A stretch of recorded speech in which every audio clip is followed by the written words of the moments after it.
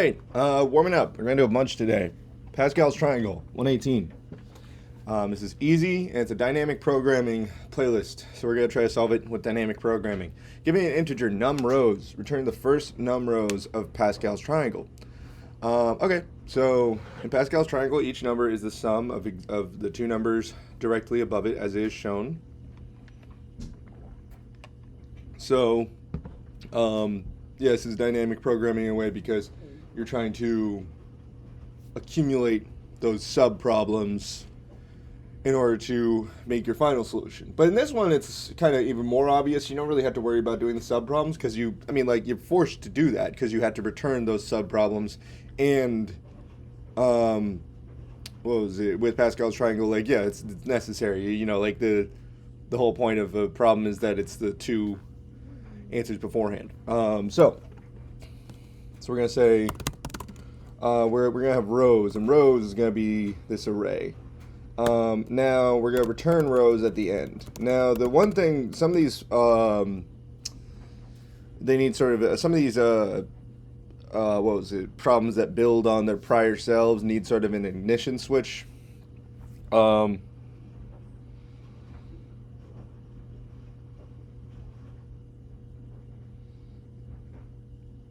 So, because the thing that's weird about this is the edges. Because the middle, for this triangle right here, this inner triangle, it's easy because you just add the two above it. But these edges are just all ones. Oh, wait, so we could just set those to be ones no matter what. Yeah, we don't even have to think about them. The only real thing that matters is these. Okay.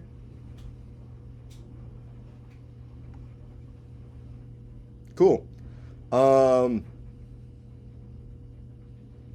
Yeah, let's do that. So rows is an array, and it's going to be a 2D array. We're going to return rows at the very end. And now for I in range, you can say for R in range num rows. What we're going to do is we're going to first set, we're going to say new row. We're going to make a new row.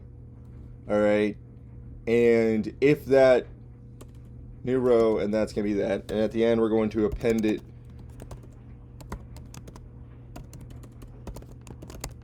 to the row. Okay. So now,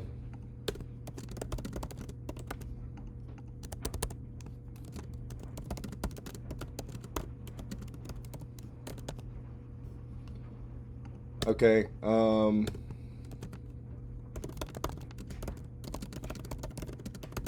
so yeah, we can do this without even doing the, I usually do like a base case, solve the one first or second problem and then build from there. But this, we might be able to just do it right from the get-go. You'll see what I'm saying. So the new row is this. Now,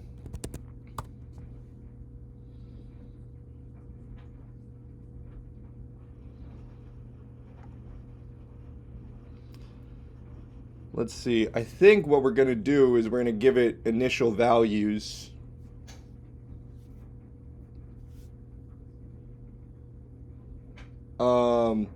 So that we can index the first and last one later on.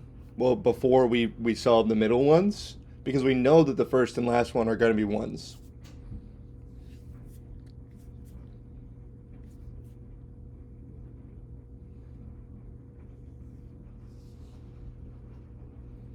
Okay, so we're going to say, we're actually going to set this to be 0 for blank in R plus 1, in range R plus 1.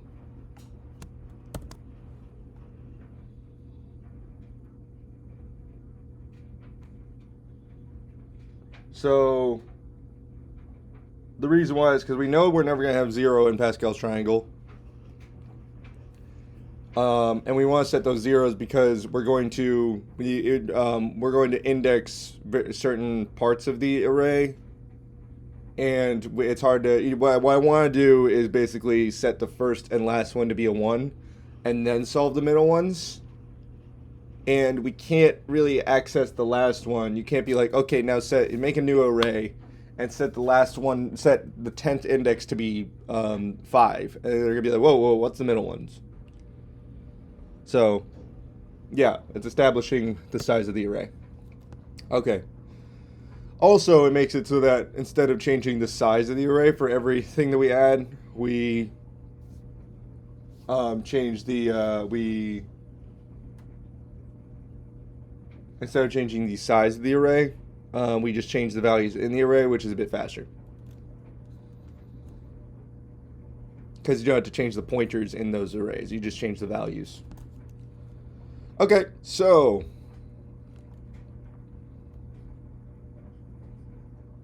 we're going to say new row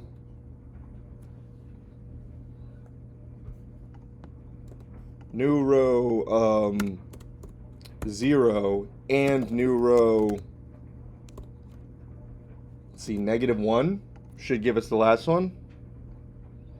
Both equal 1 and 1.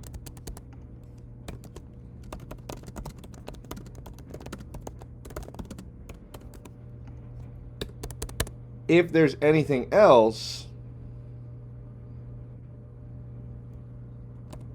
we're going to say for,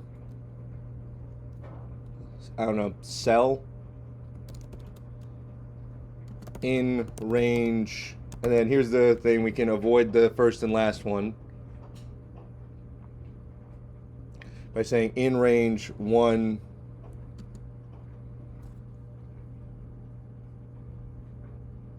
and length of new row -1, because we're avoiding the last one and we're avoiding the first one because we already set those. So for 1 and 2, for the first 2 rows, that's not going to, this loop isn't going to happen because we'll have already set those.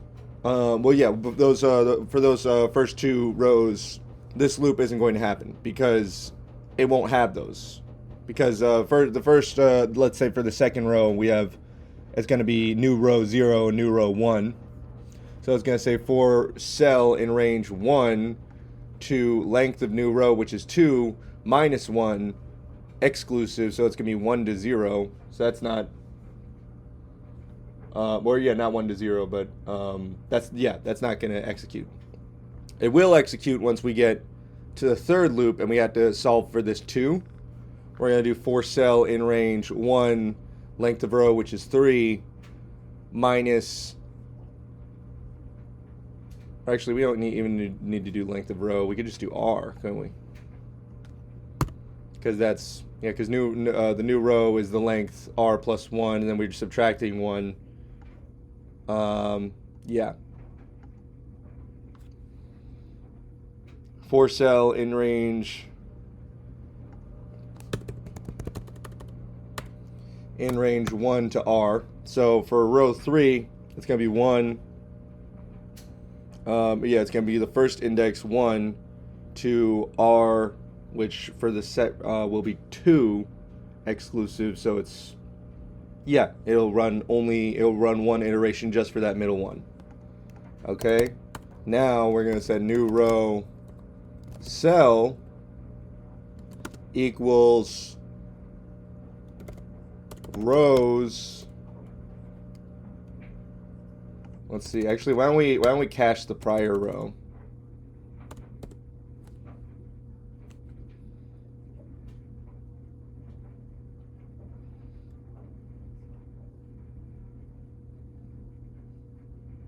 Instead of having to access it multiple times, we'll just,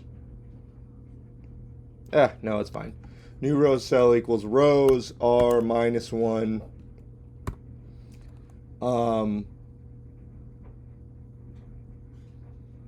And it's going to be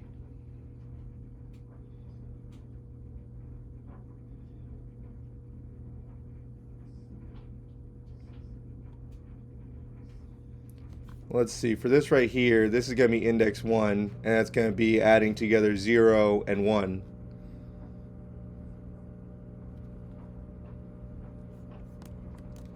So it should just be cell minus 1 plus cell. And that should do it.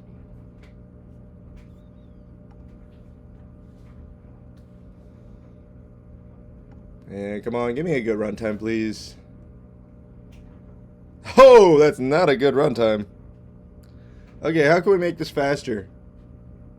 I think maybe we can make this faster by caching the row, because I feel like something that's costing us a lot of time is accessing this 2D array every time. So we're going to say, let's see.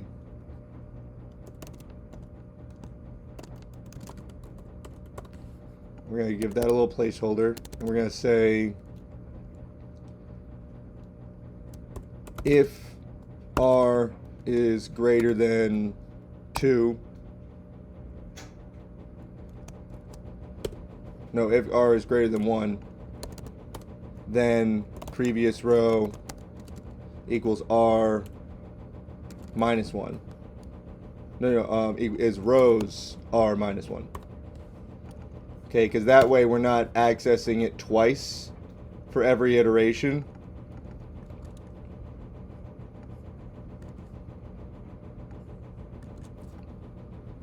Okay, let's see if that does us any better. Yeah, it does a decent bit better. So that's good. We're getting there. Yeah, just milliseconds now. Let's see if it would do the resubmit test. Okay, yeah, look at that. 70% runtime. Bad on memory, though, so yeah, I'll take it. I'll accept that. Yeah, so it was an easy problem, pretty straight, and felt so. Yeah, not really dynamic programming, or actually, it's really good. It should be the first in that playlist of dynamic programming problems, because it kind of forces you to do dynamic programming, because you're storing all the prior solutions and you're accessing them to make new solutions, and you have to do that in order to do Pascal's triangle and return all those values. I'm pretty happy with this. I'm pretty happy with not making a base case, but rather just realizing I could just do this. That's a good trick, I feel. I'll take it. Happy with that. Yeah, first of many for today. Thank you.